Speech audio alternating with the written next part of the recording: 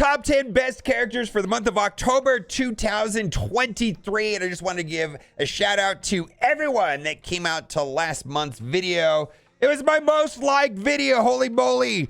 Only one person didn't like it. And this month is going to be a little different because Kestrel got a rework. And even though the kit didn't change, adding, I think it's almost 30% more damage. It was like 28% more damage to her pings is absolutely bonkers. Right here, 1.7 million from her ping.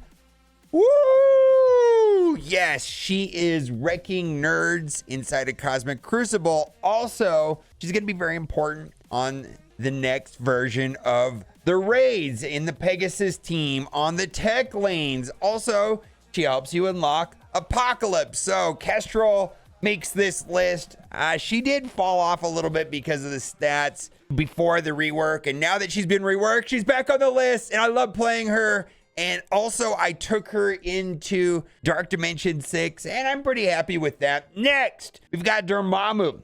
Dormammu was one of the best characters when he came out, and he has fallen off a little bit, and that mostly has to do with many characters having anti-revive mechanics, but I'm still going to say that stun plus trauma is amazing, and then the charge mechanic on him is so good, because when an enemy takes turn and Dormammu has charge, flip all positive effects into negative effects and apply 2 bleed to that enemy, which works so well with like Undying and Hela and Zombie Iron Man. It's pretty amazing when this pops off. I totally think Dormammu is still a top 10 character, even though there are several ways of preventing revives. I think the big hype about Dormammu back in the day was the revive once, but still, Dormammu is still very effective. Now, the next two characters are horsemen, and the horsemen were kind of on the way out, and I debated putting them on the list or not, but if you really think about it, Morgan Le Fay is very dominant still inside of Cosmic Crucible and Alliance War. Both Morgan Le Fay and her team, and the same is true for Red Hulk, so I had to put them both on the list. And I also suspect that this time warp ability will be a thing for a long time. Being able to reduce the speed bar on the team and potentially take turns and have speed up and give turn meter advantage over your opponent is always going to be a big deal in a turn-based game, right? So Morgan Le Fay still makes the list.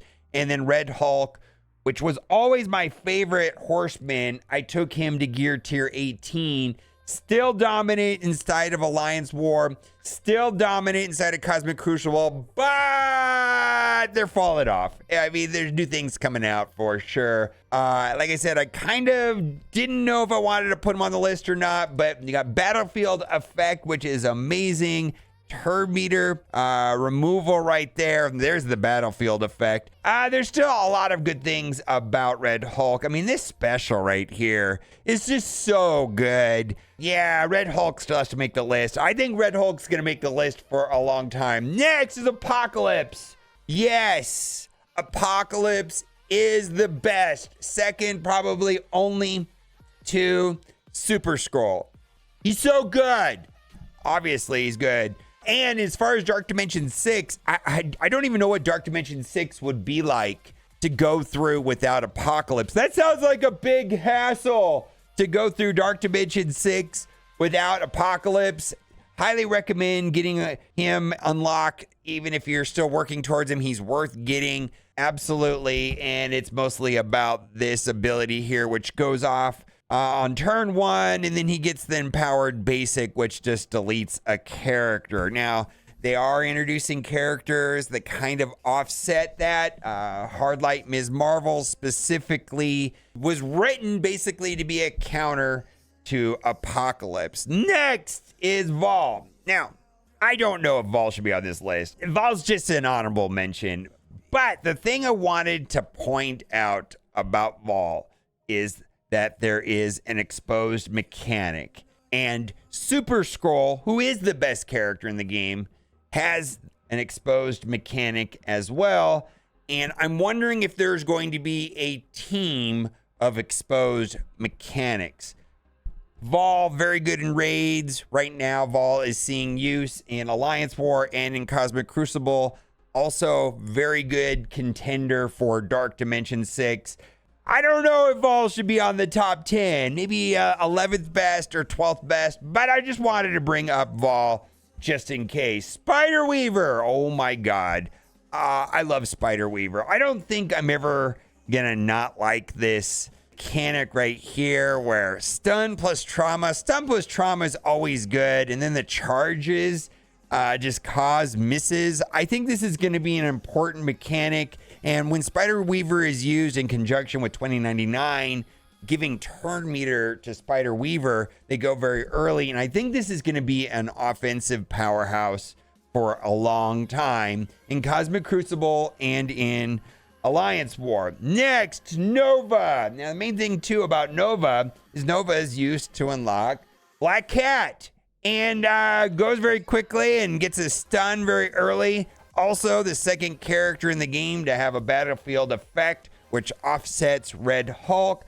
I like Nova. The Nowhere team, not so much. Like someone said, what do you think of the Nowhere team? It's just like, the rest of the team is kind of uneventful outside of Nova. And Nova, of course, is a superstar inside of Alliance War, but individually, I'm getting good use on Nova in Cosmic Crucible as well. Next is Kang. I think Kang's going to be on this list for a long time. This is a turn-based game, and going first in turn meter manipulation or speed manipulation is always going to be very important for a long time. We've seen characters like Emma and Cable still get insane amount of plays long after their windows of usefulness. I mean, they seem to be future proof, if that's a thing. I don't like to call things future proof because there's always things that shut that down. But on spawn, on offense, fill speed bar for 5% for self and all allies. I think that is going to be important, even if he gets power crept. For now, that happening anytime soon because he wrecks nerds and he blows up people and he's so strong. The basic attack is so strong. The special gives offense up to the team. There's some small turn meter removal, and this also puts defense down, wipes the board. Kang is probably second only to Apocalypse and Super Skrull. I think he's that high up on the list. He's one of my favorite characters. Next, we have Quicksilver. So I am a Quicksilver fanboy. I took Quicksilver to gear tier 18 for Dark Dimension 6, and I was skeptical. But boy, Quicksilver has won me over. I'm using him currently in the arena every day. Cosmic Crucible and Alliance War, and he's amazing. And I didn't have to buy him. I got this character for free. I know a lot of people are still getting shards for him. I'm just a huge fan of Quicksilver. People ask me about global for Dark Dimension 6. Yeah, Apocalypse and Quicksilver. And the problem with Quicksilver, though, is Mystic. And so most of the good characters and the good choices for Dark Dimension 6 are Mystic, and I'm glad that I upgraded Quicksilver.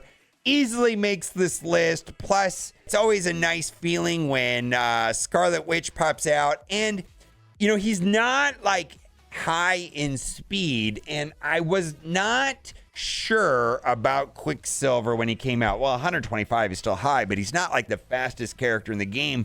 Because when he's charged, he's basically taking 2 turns back to back. He still feels like Quicksilver. He's going boom, boom, boom, boom, and his basic attack can just chew through positive effects. Hello, Black Cat, just like chew, chew, chew, chew, chew. And this ability right here, which takes away charges, can get through Hard Light, Ms. Marvel pretty quickly. I love Quicksilver. Easily makes the list. Next is Black Cat, which is on top of the arena, and Secret Defender team is nearly dominant in every game mode right now. Again, trauma, bleed, disrupted, and stun. You know, whenever you have that combo of trauma plus stun, it's going to be amazing. And just, she has the 9 lives and the 9 death proofs. She is super hard to get through all of those death proofs. And she's got plenty of cool tricks under her belt. She's a legendary character. She absolutely feels legendary. And the Secret Defender team is on top of the arena for sure.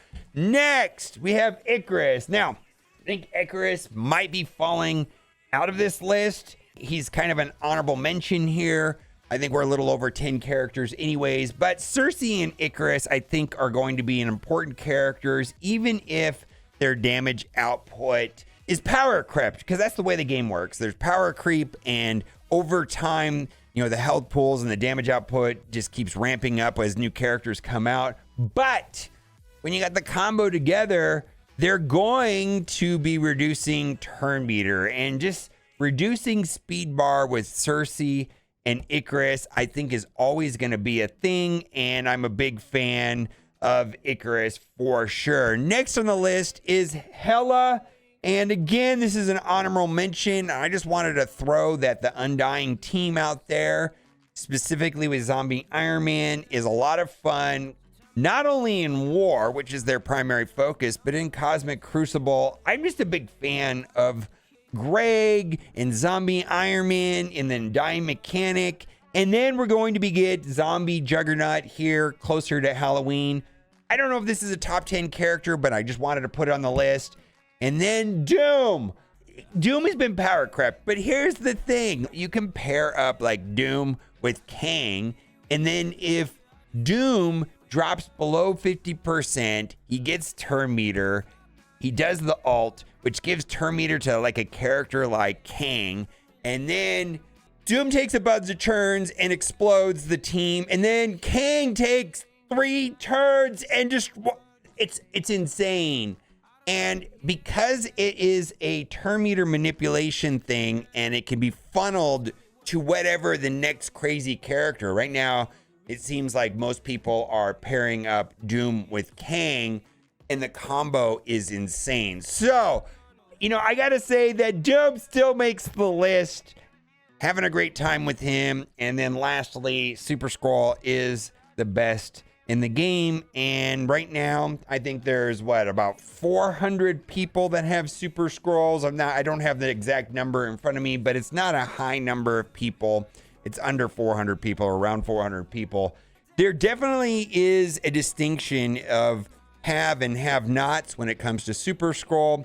Alliance wars sometimes are determined by, well, they've got 10 Super Skrulls versus our 4 Super Skrulls, or they have 24 Super Skrulls and we only have 10, because Super Skrull is that important.